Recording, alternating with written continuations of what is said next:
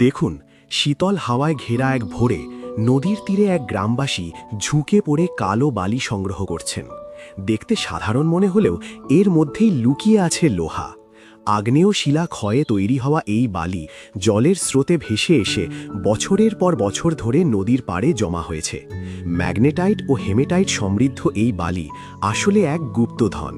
সেই গ্রামবাসী বালিগুলো ছাঁচে ভরে আগুনের চুল্লিতে ফেলেন, যেখানে প্রচণ্ড তাপে তা গলে তরল লোহায় পরিণত হয়। হাতুড়ির প্রতিটি আঘাতের সাথে ধোঁয়া ওঠে এবং ধাতু থেকে সালফার ও ফসফরাসের মতো অশুদ্ধিগুলো বেরিয়ে যায়।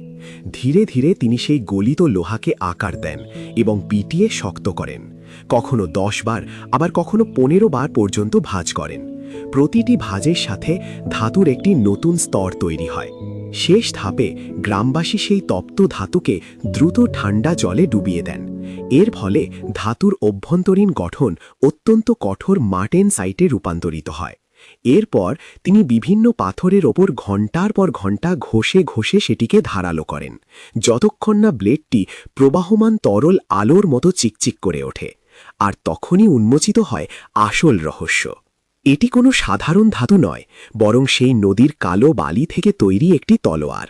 পৃথিবীর ধূলিকণা থেকে তীক্ষ্ণ ধার পর্যন্ত এই যাত্রা আসলে প্রজন্মের পর প্রজন্ম ধরে চলে আসা নিপুণ কারুকার্যের প্রতীক।